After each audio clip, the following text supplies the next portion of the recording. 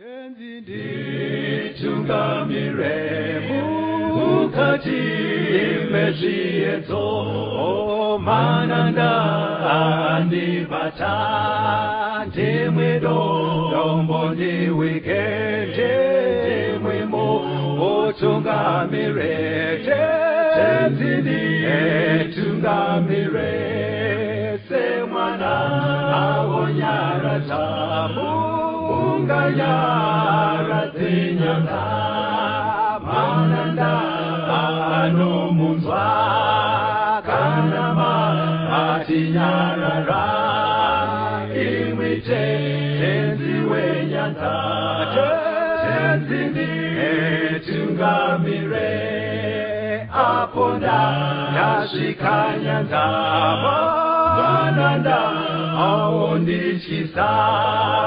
Andichina zororo Dotsamira kunemwika Kandinzwe eimi motiti Dinokuotungamira Kwazwai vateereri, tinomuchingamidzai kuchirongwa The Second Coming of Christ chamunopiwa naPastor Gift Rhodzi veku Seventh Day Adventist Church namufundisi Caston Betera veku Seventh Day Adventist Church zvakare. Mustudio nhasi tina Proclaim Chaora ari kutiisira musign language. Mufundisi kwazai vateereri. Vateereri, welcome to the program The Second Coming of Christ. Toda kutenda uri kureva tinayo nhasi ine musoro wenyaya unoti kunamata zvifananidzo part 3. Kunamata zvifananidzo part 3. Yes, kunamata zvifananidzo part 3. Mufundisi, vateereri vanofana kuramba vachiziva kuti tiri kudzidza bhuku razvakazarurwa. Asi zvinonoita unge vanhu vambotitsaukei nekuti dzimwe nguva pane paita nyaya dzakati korei. Vhesi riri kutitungamira mufundisi, torai bhaibheri pana zvakazarurwa chapter 2 verse 14. Zvakazarurwa 2 verse 14. Asi handifari nezvimwe zvinhu zvishoma kwauri, nokuti una vamwepo vanobatisisa dzidziso yaBharami, wakadzidzisa Bharaki kuisa chigumbuso pamberi pavana vaIsraeri chokuti vadye zvakabayirwa zvifananidzo nokuita upombwe. Sezvatakaona kuzvidzidzo zvekumashure vateereri, kuti bhuku razvakazarurwa pane parinotaura nyaya richiti tsamba kukereke nomwe, kwoita parinotaura kunana chapter 6 parinoti zvisimbiso zvinomwe, poita parinotaura kunana chapter 8-9 parinotaura hwamanda nomwe. Richita 7. Kuganhurwa kwenguva mufundisi rinenge riri kutsanangura nhoroondo yechinamato kubvira nguva yaenda Jesu kudenga kusvikira paachadzoka. Saka mutanda wenguva wese uri pakati uyu kubva Jesu paaenda nepaachadzoka, mutanda wenguva iyoyu unoganhurwa muzvikamu zvinokwana kuita 7. Saka panenge pachinzi kereke nomwe, kureva zvikamu zvenguva zvinomwe zvakateedzana. Saka mukudzidza kwatiri kuita vateereri, ezvino tiri patsamba yakanyorerwa kukereke yepaPegamo, ndo tsamba yechitatu, kureva kuti chine chachikamu chechitatu tabva Jesu aenda kudenga. Sekudaiso vateereri, kuti kereke yeEfeso chikamu chekutanga, kureva Jesu paaenda kusvika kunana 100 AD. Chikamu ichocho ndo chinotsanangudzwa nemashoko ari patsamba kukereke yeEfeso. Then kereke yeSmina ndo yechipiri, chikamu chenguva kubva kunana 100 AD tosvika kunana 313 AD. Zvakaitika ipapapo panhoroondo yemakristu ndo kereke yeSmina. Saka kereke yePegamo manje yechitatu, chikamu chenguva kubva pana 313 AD tonosvika kuna 538 AD. Ndo patsanangurwa nyaya yezvifananidzo iyi. Chii chakaitika kumakore ekutanga 313 mufundisi, kuti vateereri tifambe nawo vanzwe kuti sei tiri kudzoka pakuti kunamatwa kwezvifananidzo? handina mino kuti mubvunzo wenyu ndaubata here. Muri kutaura pakatendeuka Emperor Constantine. Exactly, ipapo achiuya muchechi. Yes, pastor. Now Emperor Constantine kauiro kaakaita muchechi, vanyori nevadzidzi veshoko vanoti akauya hake muchechi, asi zvisiri zvekuti munhu adzamirwa neshoko zvekuya kuzonamata. Yes. Munhu akafunga samambo akanga akachenjera kuti umambo hwangu zvahwatandavara kuenda kwakakura, uyewo chechi yemakristu ichikura ine vanhu vakawanda, iye asiri wechitendero chechikristu, ndobva atsvaka nzira yaingabatanidza vanhu. Yes. Kuti makristu awanda aya nevamwe vechihedheni. Yes. Saka ndobva afunga kuti kuenda kuchechi kunoita kuti avo vandigamuchire, ndobva ndawanawo vateveri. Yes. Saka akabva auya netsika dzekunyika muchechi, semunhu auya asina kutendeuka, akauya netsika dzake. Yes. Saka tingati kuuya kwakaita Emperor Constantine muchechi kwakapinza nyika muchechi. Right. Saka zvakabva zvaitika paperiodi kuuya kwekunamatwa nekushandiswa kwezvifananidzo pakati pemakristu ndo periodi yazvauya. Saka toda kuti timboona mbichana kuti Mwari anoti kudii panyaya yezvifananidzo pana Deuteronomy 4 verse 16 to 19. Deuteronomy chapter 4 verse ndeya 16. Kuti murege kuzvishatsa muchizviitira chifananidzo chakavezwa chakafanana nechinhu chipi nechipi, kana mufananidzo womurume kana womukadzi, kana mufananidzo wemhuka ipi neipi iri panyika, kana mufananidzo weshiri ipi neipi ina mapapiro inobhururuka mudenga, kana mufananidzo wechinhu chipi nechipi chinokambaira pasi, kana mufananidzo wehove ipi neipi iri mumvura pasi penyika. Kuti murege kusimudzira meso enyu kudenga zvino kana muchiona zuva nomwedzi nenyeredzi, hondo yose yekudenga, mukatsautswa mukanamata kwazviri nokuzvishumira, izvo zvakagoverwa ndudzi dzose dziri pasi pedenga naJehovha Mwari wenyu. Saka Mwari aivapa madetails anobatsira kuti vanhu vatoziva kuti physical zviumbwa zviya izvi Mwari haasi kutoda kuti zvigadzirwe kana kushandiswa panyaya yekunamata. Saka toda kuti titiwedzerei. VaIsraeri vaudzwa zvinhu izvi pasi havana kuteerera, semugariro wavo, but pakunamatwa, because munhu anobva anetsika kuti asi iye munhu angaite mufananidzo wezuva nenzira ipi. Inzwai pana Isaiah 47 verse 13 na 14. Isaiah 47 yes verse ya 13. Waneta nokuwanda kwamano ako, zvino vanodudzira zvokudenga, navanocherekedza nyeredzi, navanofembera zvomwedzi, mumwe nomumwe ngavasimuke vakuponese pazvinhu zvichakuwira. Tarira, vachaita samashanga, vachapiswa nomoto, havangagoni kuzvirwira pasimba romurazvo. Haungavi zimbe rokudziya kana moto ungagotwa. Saka Mwari anga arambidza zvekudenga zvepanyika zviri mumvura. But vaIsraeri manje Isaiah achitaura vanga vakutoita tsika yekunamata zvemuchadenga, kuri zuva, mwedzi. Saka mvunzo unobva kuti pane pavaigona here kuriveza. Tsika yacho yaitwa manje, because toda kuti titandavadze kuti pakunamatwa kwezvifananidzo kuri kuuya nemhando dzipi. Vaiita zviya ndakaona zvine zvichiri mazuva ano zvemastars.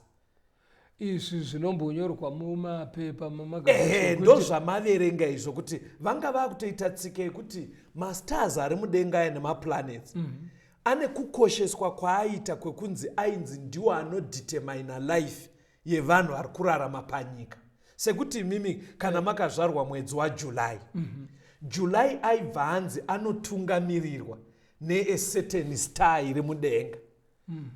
November onzi anotungamirirwa neimwe star iri mudenga. Because unonzwa vachiti star yangu iri kuti zvakati. Ari kuedza kureva kuti because tsika yacho painotangira iri kunotangira kuti achakutungamirira anogaidha zvinoitika muupenyu hwako istar yekudenga. But muchitsika yechihedheni vaibva vati planet yakati ndo inokondrora mwedzi waMachi, planet yakati inokondrora mwedzi waSeptember. Saka vanhu vaibva vatyokera mazviri. Saka because unoona kuti zvimwe zvinhu Caston ndezvekuti pakanzi star yako iri kuti zvakatika zvimwe zvacho unoona zvichibva zvanowira imomo. Aiwa, kuita kwowakaipa ndo maitiro anoita Satani, but chinechi chitsvagwa naSatani kuti ubve pana Mwari. Alright. Ani mazonaka pfungwa ibve kuna Mwari iuye apa panyeredzi. Pauye panyeredzi. Saka muchaona itori tsika yakakurumbira nhasi. Saka kaitiro ikako kanokwana mumupanda wekunamatwa kwezvifananidzo. I see. Unemawo manzwi kunamata kunobvisa Mwari akasika. Alright. Pfungwa dzoiswa pachisikwa. Even physical yezviumbwa Mwari aisada, but vaJudha havana kuteerera. Pana Jeremiah 10 verengai verse 3 na 4. Jeremiah 10 vhesi ya 3. Nokuti tsika dzavanhu hadzina maturo, nokuti mumwe unotema muti mudondo, riri basa ramaoko omunhu, unoveza nedemo. Vanoushongedza nesirivheri nendarama, vanourovera nembambo nenyundo kuti urege kusununguka. Right. Apo pari kutotaurwa izvi zvatoo zviumbwa chaizvo zvivezwa.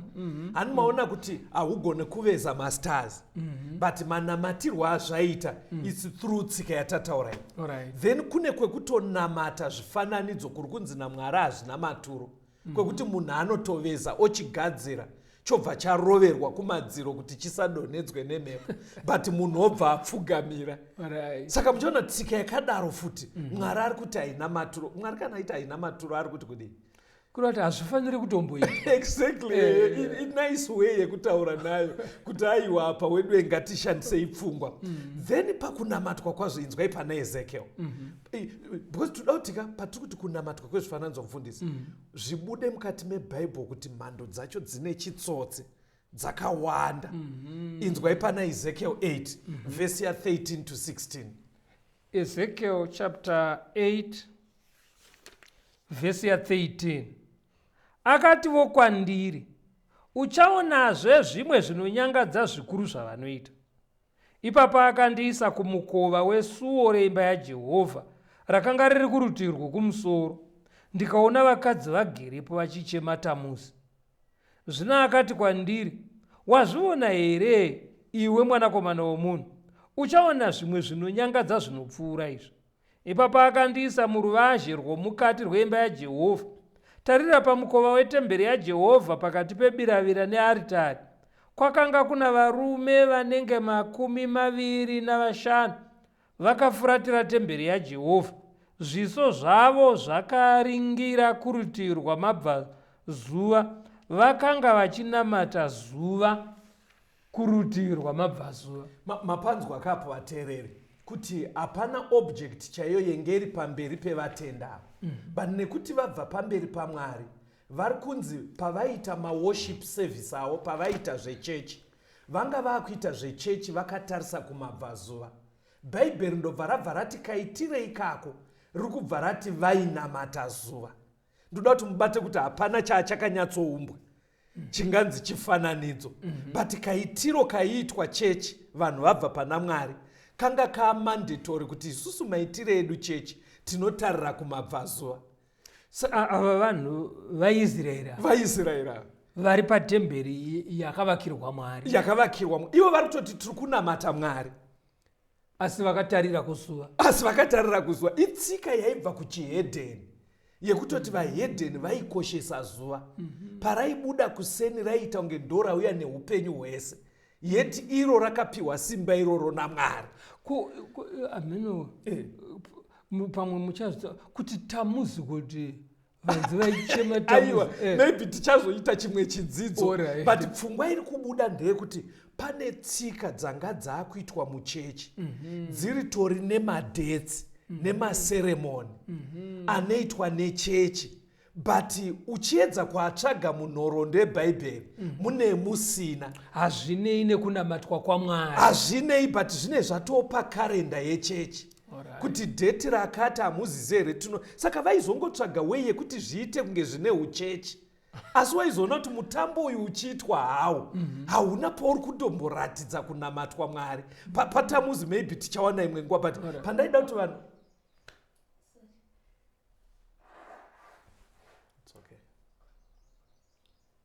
tichawedzera a minute ingo tangai kuti patamuzi. Okay. Mada upakomenda kuti Aiwa. tongopasiya pakati. Funza futi. Alright. Mamuri kutsanangura nyaya yatamuzi kuti vanhu vaizongonotora zvavaitora voisa mazita evanhu nemadheti. Because zvazvaita nyaya yatamuzi ukaitsvaga nhoroondo yacho.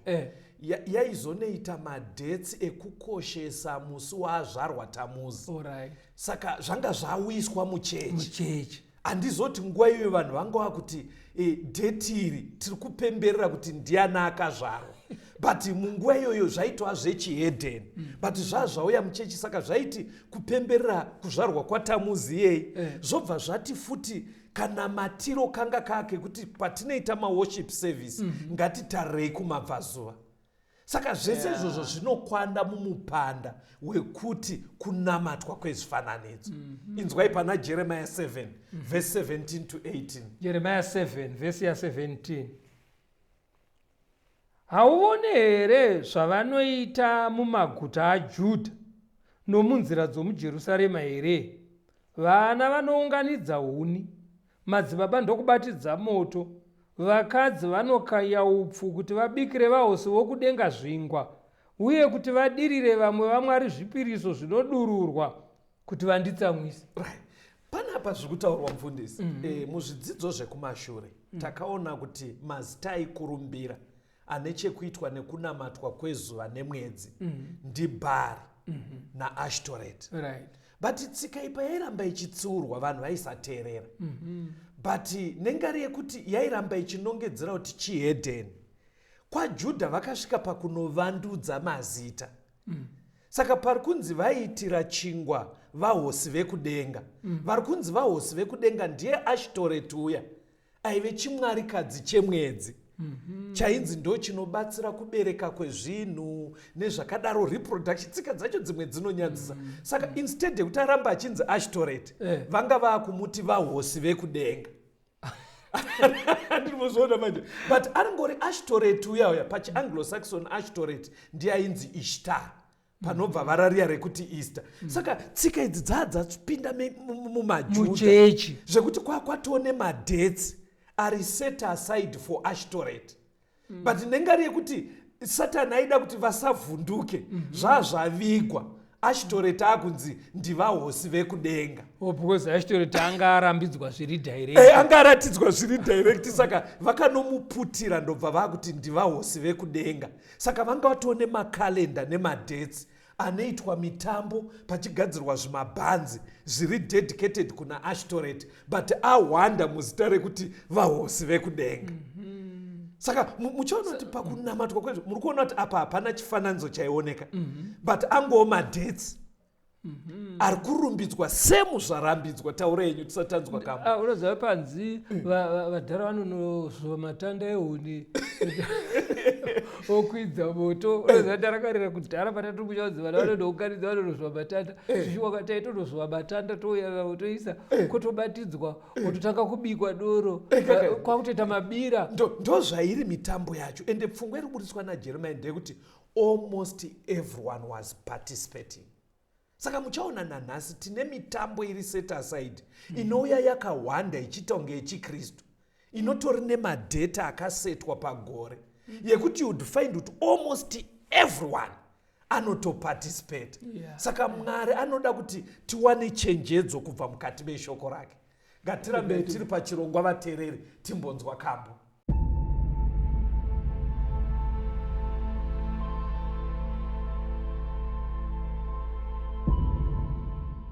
Rimwe zuva tichaenda kumusha wembiri, takapfeka nguo chena nekorona chene, tichakwira takananga kudenga kopenya, tonoimba nengirozi tese. Toimba haleluya, Isu torumbiza zitarange,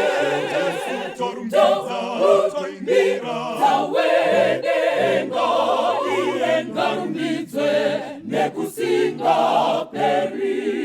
Haleluya.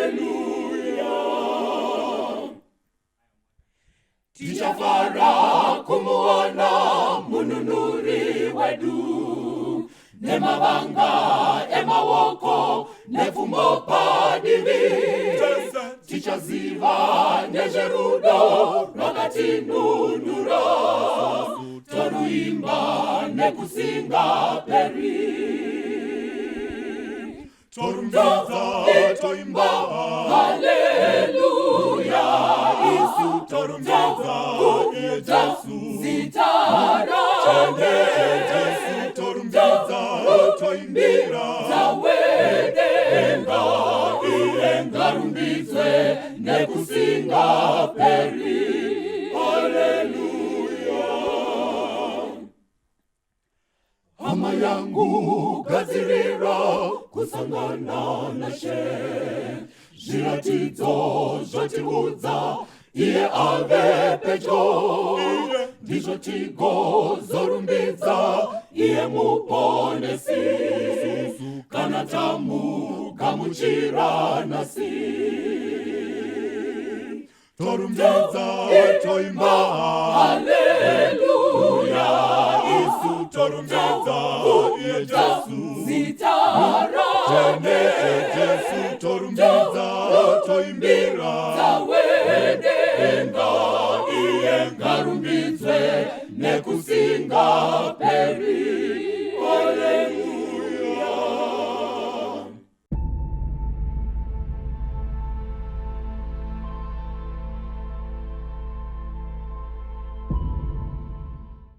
Tinomuchingamidzai zvakare vateereri tichienderera mberi nehurukuro yedu kunamatwa kwezvifananidzo part 3. Saka vaIsraeri havana kuteerera zvavaiudzwa naMwari kunzi maitiro aya netsika idzi unenge uchisvotesa Mwari. Saka zvakabva zvaitwa naMwari pasi. VaIsraeri vazviita, ani munoziva kuti vakazombotsemuka kuita ndudzi mbiri. Eka kuti dzimwe dzimba dzine 10 yakanoita tribe yekwaIsraeri, mbiri dzikasara dziri kwaJudha. Ivo vakanoita tribe yekwaIsraeri vararama mutsika idzi. Mwari akatendera kuti vakundwe nevaAsiria, ndobva vaita nhapwa. VaJudha futi vachizvona ndo zvakuwadzisa hama dzedu, vakatyokera mutsika dzataona pafirst segment. Mwari akavatendera kuti vakundwe neBhabhironi, vaende vari nhapwa kuBhabhironi. Vandoda kuti muone maitiro anoita Mwari nendudzi nendudzi panyaya yekuti vanhu vanoramba vakaisa pfungwa pazvinhu vasingaise kuna Mwari. Hatichiendai pana Daniel 1 ndo panotsanangura vaJudha vachienda kuutapwa kuBhabhironi. Verengai vhesi 1 na 2. Daniel chapter 1 vhesi ya 1. Negore rechitatu rokubata ushe kwaJehoyakimu mambo waJudha, Nebhukadhinezari mambo weBhabhironi wakasvika Jerusarema akarikomba. Ishe akaisa Jehoyakimu mambo waJudha muruoko rwake pamwe chete nedzimwe nhumbi dzeimba yaMwari. Iye akaenda nadzo kunyika yeShinari kuimba yaMwari wake, akaisa nhumbi muimba yekuchengeta pfuma yaMwari wake. VaJudha pavakatadza, Mwari akatendera kuti mambo wekwaJudha nevanhu veko vakundwe pahondo namambo wekuBhabhironi ainzi Nebhukadhineza. Bhaibheri ratotanga richitaura kuti Ishe ndiye akatotendera kuti vakundwe. But mambo wekuBhabhironi anga asina pfungwa dzekuti Mwari ndiye akonzeresa izvi, because Mwari anga asvotwa nemaitiro ekwaJudha. But mambo wekuBhabhironi aifunga kuti ndavakunda kuburikidza nekubatsirwawo nevamwari vangu. Saka manzwa Bhaibheri riri kuti akabva atora midziyo yemutemberi yaMwari kwakunoisa mutemberi yevamwari vake kuBhabhironi. Zvaita madzimambo kare aiti madzimambo maviri akarwa. Yes. Ivo vaidaira kuti patinoenda kuhondo tinoenda naMwari wedu. Okay. Saka kana tikanokunda Mwari wedu akunda Mwari wevaya vaya. Yes. Saka ndofungwa yakauya ina Nebhukadhineza yekuti pandakunda vaJudha ndimwari wangu akunda Mwari wekwaIsraeri, Mwari wekwaJudha. Yes. Ndosaka akabva atakura kuenda kunoti kuna Mwari, honai zvamatiitira makunda vaJudha. Zvekuti dai Nebhukadhineza, because haana kuona vhesi ramaverenga. Alright. Panguva iyoyo akatonoteketera kuti maita matifambisa. tadzimba handimazonaka but isusu taakuona zviri nani taakutodzwa ndimwari akakunda ndo pari triki panyaya iyi pastor kuti vanhu pavanoita tsika dzinosotesa mwari idzika vanenge vakatyokera votofunga kuti takundiswa yeti dzimwe nguva ndimwari atendera paine zvimwe zvatongoitikawo zvaaita kuti zvidaro saka chionai zvaakabva aita pana Daniel 1 ipapo verengai verse 6 na7. Daniel chapter 1 verse 6. Zvino pakati pavo pakanga paina Dhanieri naHanania naMishaeri naAzaria vari vana vaJudha. Muchinda wavaranda akavatumidza mazita. Dhanieri akamutumidza zita rinonzi Bhitishezari, naHanania rinonzi Shadraki, naMishaeri rinonzi Misheki, naAzaria rinonzi Abednego. Saka zviri kuitika vateereri vakomana 4 vataurwa nebhaibheri vakaenda ikoko ndiDhaniel, ndobva pataurwa Hanania, Azaria na Hanania naMishaeri ndo vakaenda ivavavo. Saka hanzi vachisvika vakabva vachinjwa mazita vese vari 4 maybe katingowedzera because ukachitarisa mururimi rwakanyorwa naro Old Testament mazita evakomana pavakaapiwa nevabereki vavo aive mazita ane chekuita nekurumbidza Mwari. Zvekuti mururimi rwechiHebheru pastor mazita aya anoita kunge anopera achiti yel sekuti Daniel, Ezekiel iwayayo ane chekuita nekuti Mwari. Mazita anonopera achiti sekuti Hanania, Azaria, Jeremaya anonoita kakunoti anonoratidza kuti zvine chekuita naJehovha. But mambo wekubhabhironi aifunga kuti sezvo ndakunda Mwari wekwaJudha ane mazita ari pavakomana Mwari wacho ndamukunda, saka vakomana ava ngativachinje mazita tivape mazita anorumbidza vamwari vedu vekuno kuBhabhironi. Ndatonyora panapa kuti zita rekuti Daniel rinoreva kuti God is my judge, Mwari ndiye anotiruramisira. But Daniel uye akabva achinjwa ndobva anzi Belteshaza. Kubva pana mwari wekuBhabhironi mukuru weBhero Madhuku. Exactly. Saka pakunoti Belteshaza zvainoburitsa pfungwa yekuti dai Bheri achengeta. In other words vainoti Daniel wahomwe. Makambonzwa tsika yechivanhu kakada kunzi munhu anosvikirwa anonzi homwe. Exactly. Saka amunozviziva. Saka Daniel pakumuti Belteshaza kunge kumuti ndiwe wahomwe yaBheri Madhuku. Anoona tsika dzake. Saka pavakachinjwa vese mazita ayaya zvanga zvakureva kuti pane kurumbidzwa kwana Bhero Madhuku, pane kunamatwa kwezuva.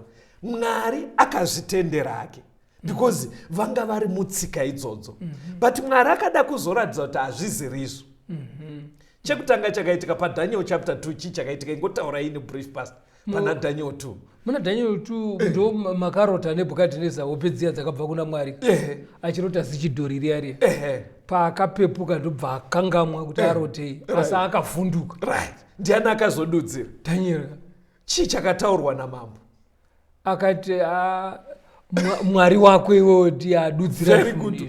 Tanga takuita homwe yaBhero Madhuku asi kutaura chokwadi haasisiri Bhero Madhuku. Vana Mwari vedu vatinoziva havagone izvi. Ndi Mwari asingagari nevanhu. Saka pfungwa iripo ndeyekuti kuBhabhironi vateereri vanga vakatyokera mukunamatwa kwezuva kwana Bhaari zvakadaro zvekuti vaiti ndiwo anokundisa, ndiwo anonayisa mvura, ndiwo anoita kuti zvipfuyo zvibereke. Pana Daniel chapter 3 verse ya 12 verenga ipapo pastor. Daniel 3 verse ya 12.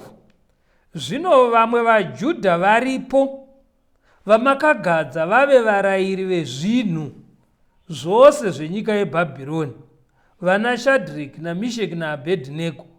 Varume ava havana kuva nehanya nemi, imi mambo. Havashumiri vamwari venyu kana kunamata chifananidzo chendarama chamakamisa. Saka zvaibhohwa panga pabatidzwa choto chemoto cheche ndechekuti vakomana vanga vatopiwa mazita ekuti vave homwe yezvimwari zvekubhabhironi, right? But vobva varadza kuti no, mazita kuti penyu isi tinomirira mwari wekudenga ndobva varamba kupfugama. Saka vari kunzi havana hanya. Mambo azviona kuti vamwari vatina vava batsire pahope dzaakarota, haana kutendeuka. Vagadzira chidhori chaicho chiri physical, vakomana ava vakaramba kupfugama. Mambo ndobva azviona kuti mwari wevakomana ava ndiye mwari chaiye chaiye. Paakavakanda mumoto kusataenda mberi pasi. Mutaura sei nevateereri? Because pane zvinoitwa naMwari mukurarama pasi, zvaanotora munhu zvichienderana nepaari, achimuratidza mbijana kuti tsika dzauri kutyokera madziri hadzina maturo, but unoona munhu anoramba akabatirira padziri. Maybe chingangoda kuti chirangaridzwe vateereri ndechekuti Mwari wekudenga hapana munhu waanosiya asina kuzvizarurira kwaari. Right.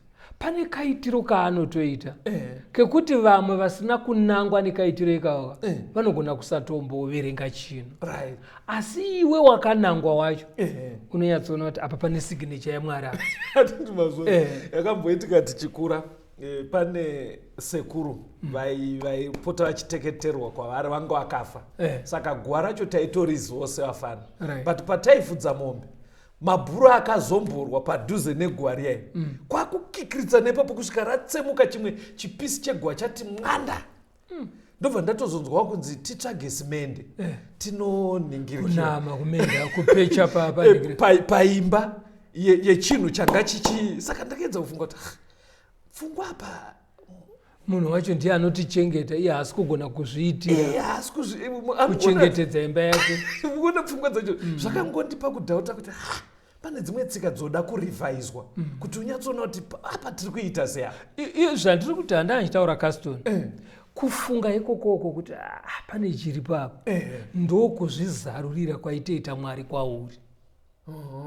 Handitova zvoona because unenge uchiedza kufunga kuti mabhuru acho ari kurwa ndo atakadira.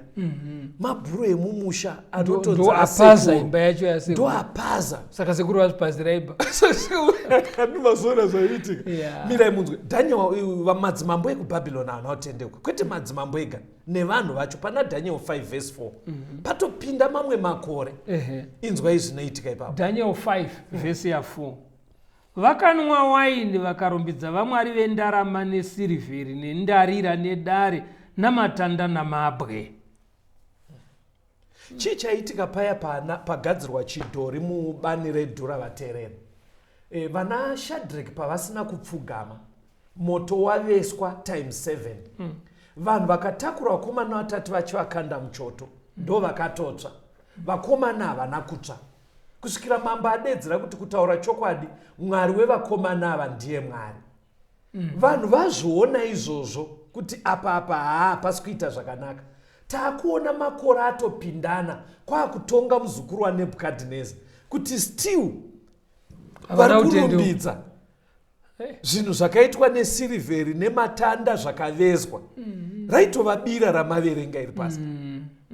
Saka ndoda kuti muone kuti muri kuonerwa kuti Mwari hapana pekuti vagoti isusu taizvizira kupi kuti hazvidiwe, saka itsika dzedu dzatakakura nadzo hatingarase chivanhu chedu.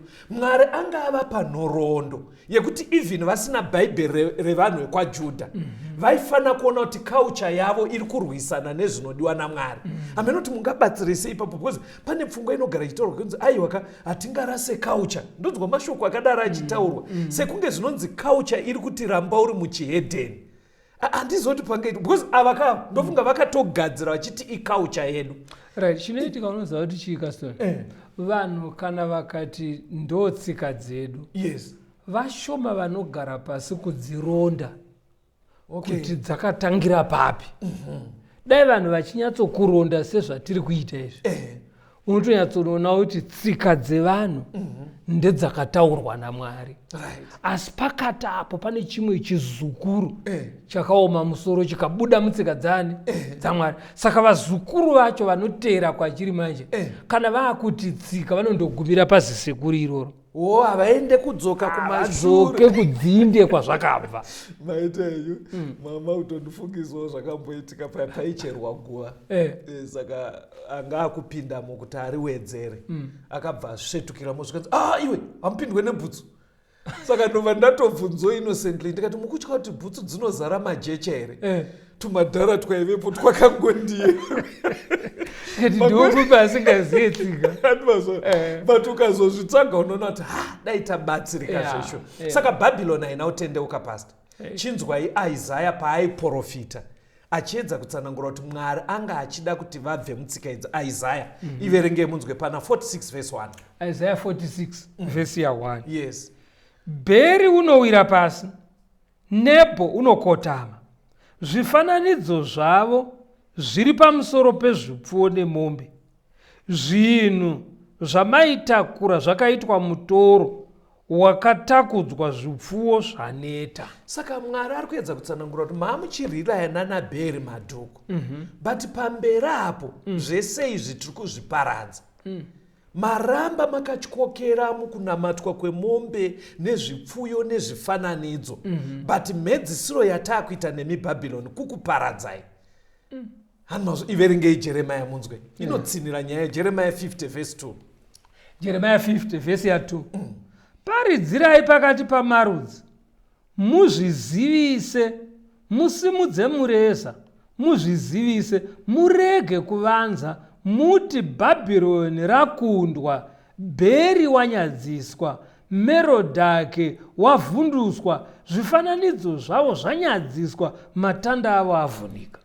Saka Mwari achisamaraiza Bhabhironi yakazokundwa neveMedo Persia. Haasi kungonoti mukuru wenyu wehondo akundwa. Because kwavari life yaisendama muzvinhu izvi zvavainamata. Saka akuvaudza kuti taedza. Ende zvakatora nhoroondo inosvika kuma-70 years pastor. MaBhabhironi vachiratidzwa Mwari wechokwadi. Vachiratidzwa Mwari wechokwadi. Asi vasingate kusvika Mwari azoona kuti hapana zvatingaite. Ipapo kaitiro kaMwari kekuti audza vaIsraeri havana kutendeuka, atendera vazoparadzwa. Audza vaJudha havana kutendeuka, otendera kuzoparadzwa. Opa nguva futi neveBhabhironi.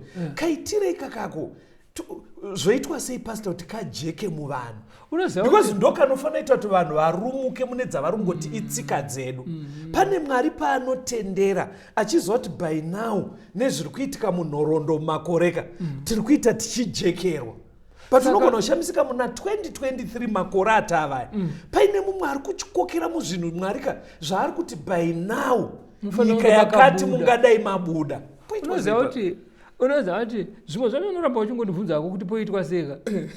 Ndinowana mhinduro kaswera. Because unoona kuti vanhu chero vamwe vanoenda kuchechika vanotodzidza. Unoona vabva kuchechi futi anonobika bira. Mwari achiti zvinondisotesa.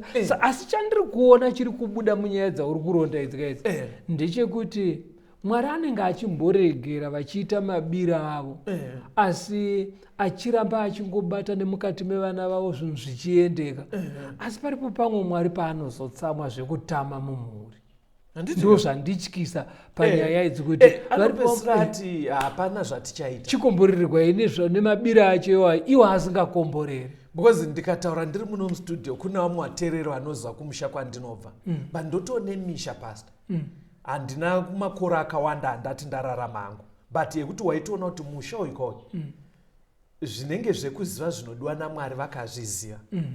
But pane kakutongova stubborn. But imwe misha yacho ukaitarisei zvinoka unonyatsoona kuti Mwari anozongosiya akatama akafuratira. Ende zvinenge zvakungoitika unoona kuti Mwari atama. Maybe katimbonzwa kambo ateereri tiri pachirongwa kunamatwa kwezvifananidzo part 3.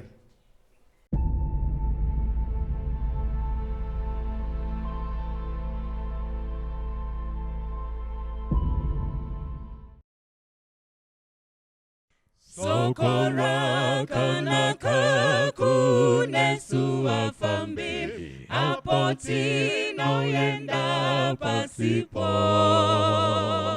asimuponesi achazouyaje kutonga umambo wakewo arikuuya neku nekukasika Jesu she ari kudzoka nevafambi vake vachazotora apo Jesu ouya. Makuwa ekare apo vanorara vafambi vakafa na Kristu vachazaruraje vanhu vanomuka vachapona pamwe na Jesu ari kuuya nekukasika Jesu she ari kudzoka nevafambi vake vachazotorwa apo Jesu ouya. Tichasangana kumusha wekudenga tichaimba nekuponeswa vaponeswiwo vachapa pasi rese vanamate mambo wedenga ari kuuya nekukasika Jesu she ari kudzoka nevafambi vake vachazotorwa apo Jesu ouya.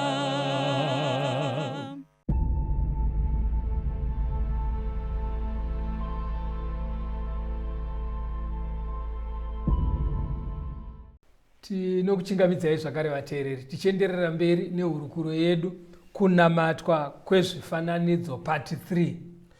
Mwari anosvotwa nevanhu vekuti chiedza chasvika voramba vakatyokera mukunamatwa kwezvinhu iye Mwari aripo. Saka zvataona muchidzidzo chino kumashure pane tsika mazuva ano inogona kuva iriko yekubatsirwa upenyu nezvinonzi masters. Pane tsika yekutoti chechi ichiitwa vanhu vanogona kutoita zvamandatory kuti vanotarira kumabvazuva achipfugama nezvimwe zvese, but zvatazoona mufundisi Rhodes taona kuti Mwari anoita achipa nguva ndudzi nendudzi nedzimhuri. Saka zvinozoitika Mwari akatama. Ndoda kuti muone zvino pakaipira Satani. Haadi kuti muzive kuti chakuisa jambwa mumba muri kusvotesa Mwari. Anobva atokuzevezerai wese kutoti pane matara anoda kuitwa ekuti muwedzere kusvotesa Mwari, kuti muwedzere futi kusvotesa Mwari. Ipapo ndotadza kuzoti because vanhu vagara vanenge vachizviita handiti. Unoziva kuti chiyaurwa ndo inotaurwa kuna vaTesaronika yekuti vanhu vanenge varamba chokwadi Mwari anovatonga, anovakandira mweya werima wekuti vabvume nhema. Saka pavanenge vakuzonzi pane matara anoda kugarwa because vakaramba chokwadi Mwari anenge avafuratira, saka vanozvigashira izvozvo. Because tomboti wanzwisa chimiro chavakafa kuti ufunge zvinezvi kuti ndiri kutadza kuroorwa nekuti kunonzi kuna tete vaiveko ndisati ndazvarwa vanoda kugadziswa nyaya dzavo. Mukuona maideas anoiswa naSatani kuti uedze kufunga kuti anotoita kuti uwedzere kusvotesa. Dai pachitombosuggest wanzi Mwari haasi kufara mumusha muri kunyepwa muri kudiwa hani mazona nyaya chaimbotenderei chidzoka aisvike kuna Mwari inoendeswa kuvanhu, inoendeswa kumbudzi, pane mombe inodai. Saka handizive kuti tingaita sei vateereri dai Mwari atipa simba. Ngatichionai taona kwaJudha, kwaIsraeri nekubhabhironi. But ndudzi dzese Mwari ane kaparidziro kaaita kanoratidza nekukurudzira kuti vanhu vabve pakunamata zvifananidzo vauye kuna Mwari. Atitangei pana Joshua. Joshua chapter 10 verengai verse 12 na 13. Joshua 10 verse ya 12. Zvino Joshua akataura naJehovha nemusi Jehovha waakaisa vaAmori mumaoko avana vaIsraeri. Akati pamberi pavaIsraeri, iwe zuva mira pamusoro peGibheoni, newe mwedzi pamupata weAjaroni. Zuva rikamira nomwedzi ukarambirapo, kusvikira rudzi rwatsiva vavengi varwo. Izvi hazvina kunyorwa here mubhuku raJashari? Zuva rikaramba rimire pakati pedenga, rikasakurumidza kuvira nguva yakaita sezuva rose. Nyaya iyi yakatoitika vateereri. Inyaya yakatoitika pastor. Joshua ndiye wokusiyirwa naMozisi. Raive basa rake kuti vakunde ndudzi dzaive muKenani, mogarwa nevanhu vekwaIsraeri. Saka pane vamwe vakafunga kuti vakangwara, vakati isu Joshua hatikunde, ngatitei mubatanidzwa timurwise. Saka pakuenda kuhondo kuya, Mwari ari kubatsira, kunotonzi kune matombo aidonha kubva kudenga. Vanhu vaakutiza, Joshua akaona kuti kwakuvira. Kukangovira vanhu ava vanohwanda kunoita rima. Ndobva anamata kuna Mwari akati, Mwarika, misai zuva riri pariri, rirege kunyura, mwedzi ngaurambe uri pauri, kuswa kwakuda kutonoti kusvibe. Saka kwakabva kwaramba kwakachena, Joshua agorova hondo, vanhu vese vakaparadzwa. Chandoda kuti mubata apa, ndudzi idzi dzese kusanganisira naBhabhironi, chaive chimwari chikuru mazuva iwayo pastor, izuva. Zuva iri remudenga, zvekuti ini nahangu pandaidzidza nyaya idzi, ndosaka muchiona handisi worried hysteric nekutumidzwa kunoita madays of the week, kuti Sunday, Monday, Tuesday. But vahedheni pavaizviita kuti Sunday vaireva kuti izuva ratiri kudedicata pakurumbidza Mwari wezuva. Pakurumbidza Mwari wezuva. Saka zuva chaive chimwari chikuru nemwedzi. Saka zvakaitwa naMwari, ndudzi dzairwisa Joshua dzaitoti Mwari wedu mukuru izuva nemwedzi. Ndo pari kubva nyaya yaBhaari naAshtoreti. Saka Mwari paakarayira kuti zuva mira nemwedzi mira, zvazvaifana kureva kundudzi idzi, vaifana kuona kuti Mwari wedu ane chikuririwo.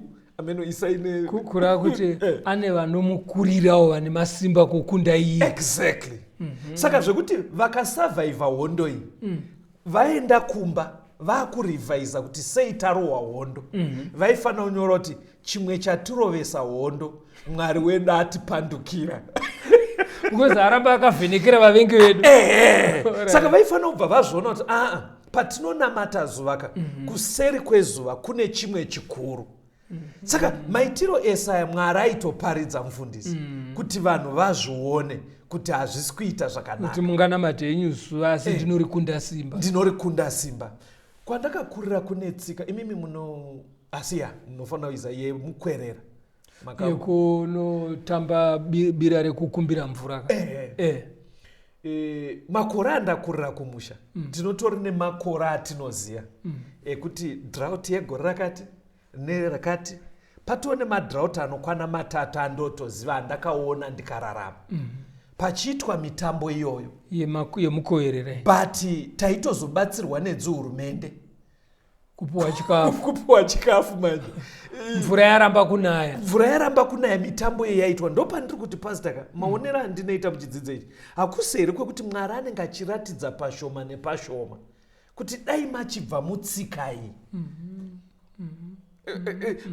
Because unenge kuti munogona kuita tsika yacho asi zvoshaya zvazvinobhadhara. Pakadaro munhu aifanira kubva aswicha mind. But muchiona kazhinji tsika iyoyo chimwe airegerwa. Alright, ngatifambei pamberi. Handi pana Isaiah 38 verse 8. Isaiah 38 verse 8. Yes. Tarira, ndichadzosa mumvuri pamitaro wakanga wadzira nezuva pachikati chaAhazi, udzoke mitaro ine gumi.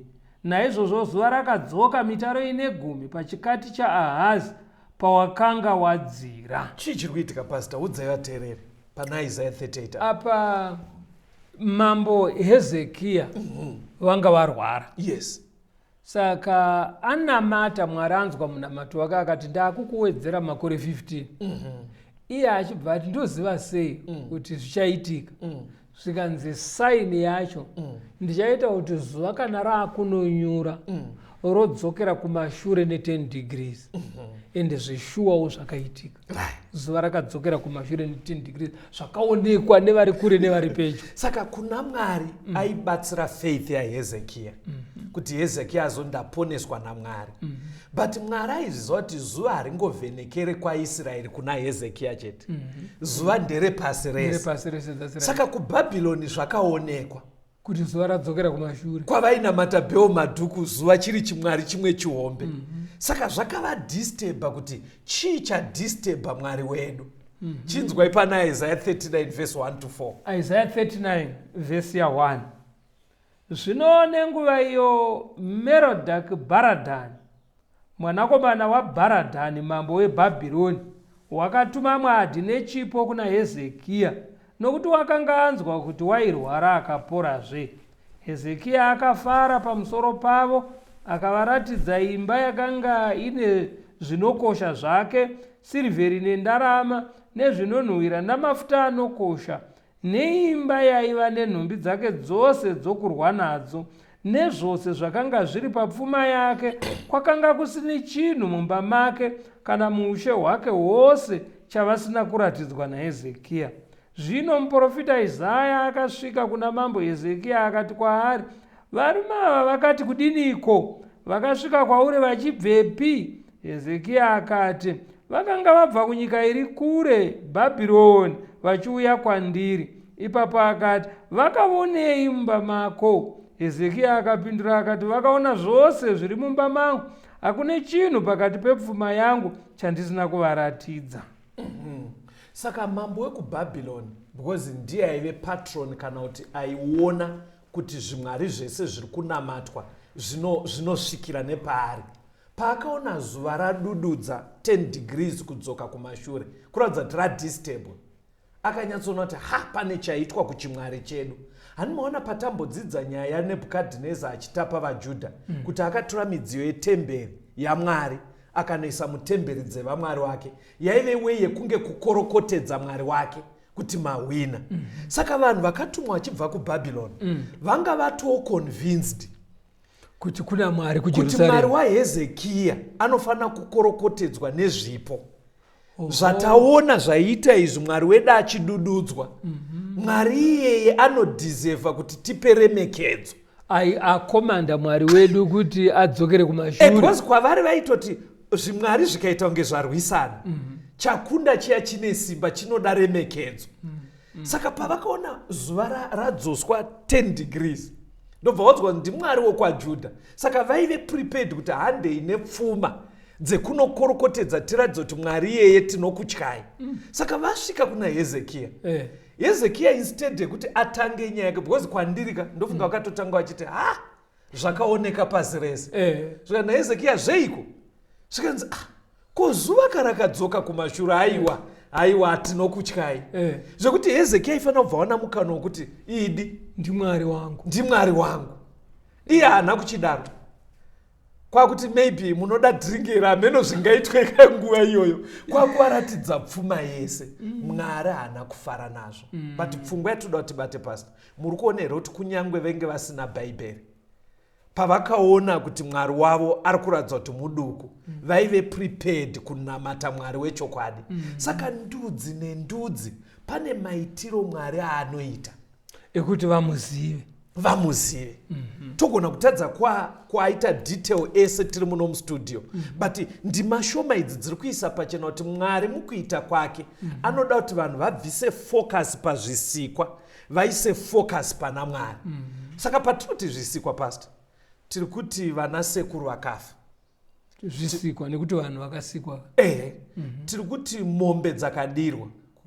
Kudi batsirai younger generation. Kudirwa vanhu vanenge vachiti inzira yekuteketera kuti mweya wemufi ugare pamombe. Right. Chisikwa icho.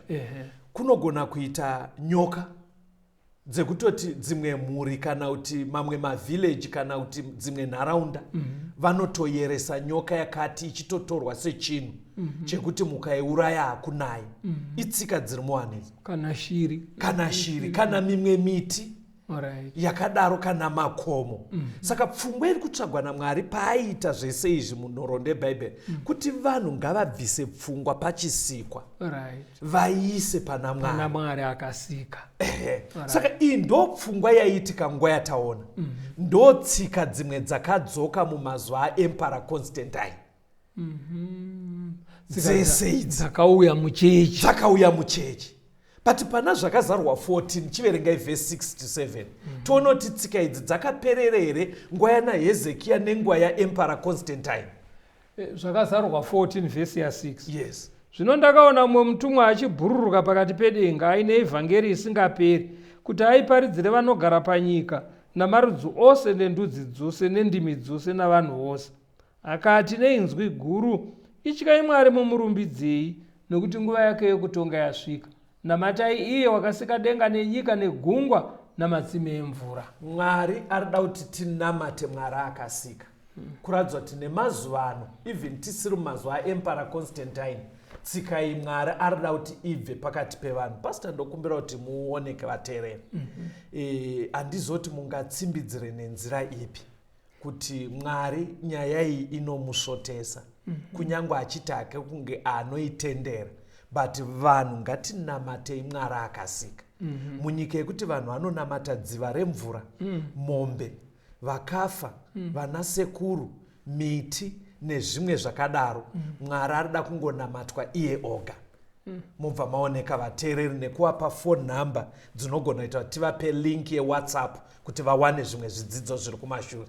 Toda kutenda mufundisi. Vateereri, hurukuro yedu yaedza kuisa pachena kuti kana Mwari achiti ndinovenga kunamatwa kwezvifananidzo, ari kuisa pachena kuti pane manamatiro anosuduruka kubva pane zvandakarayira kuti aya ndo manamatiro anofanira kuitwa. Saka isusu sevana vaMwari tinofanira kutsvaga kuti Mwari anoda kunamatwa sei, tomunamata tichiteera zvaakarayira. Izvozvo zvinoita kuti mumvuri wake, bvute rake rirambe riri pamusoro pedu, samaindividual kana kuti semhuri kana senharaunda. Ndokuti zvikomborero zvake zvirambe zvichiburuka pamusoro pedu. Saka muchaona kuti pahurukuro iyi pabuda kana matiro kakasiyana-siyana, kekuita mabira, kupira mombe, kutora miti mitema, kana zvimwe zvakavezwa kana zvakaumbwa tozvikoshesa, because vamwe vanokoshesa ndiro, vamwe vachikoshesa hari, vamwe vachikoshesa tsvimbo, vamwe vachikoshesa matema akapfurwa, makano nemabakatwa nezvinhu zvakasiyana-siyana. Kuzvikoshesa kunosulurudza Mwari panzvimbo yake mupfungwa dzedu. Saka Mwari haadi kuti tidaro. Saka umwe nemumanzwa hurukuro iyi ngatishingairei kuita zvinodiwa naMwari, tisazosvitsa Mwari pakufuratira mhuri dzedu, otisiya misha yamatongo. Ngatirambei tichifamba pamwe chete, muchitibata panhare idzi, tibatsirane Mwari vachitungamira. 0716 452 086 0716 452 086. Mwari vave nemi, tikosangana muchikamu chinotevera. Tungamire mukati mezviedzo mananda andibata ndimwedo dombo ndiwikende ndimwimo otungamire tenzini tungamire semwana awonyara tamu unganyara dzinyanga mananda anomunzwa kana matinyarara imwite tenzi wenyanza tenzini tungamire aponda yasvika nyanza mananda aondichisa andichina zororo ndotsamira kune mwika kandinzwe imwi motiti ndinokutungamira.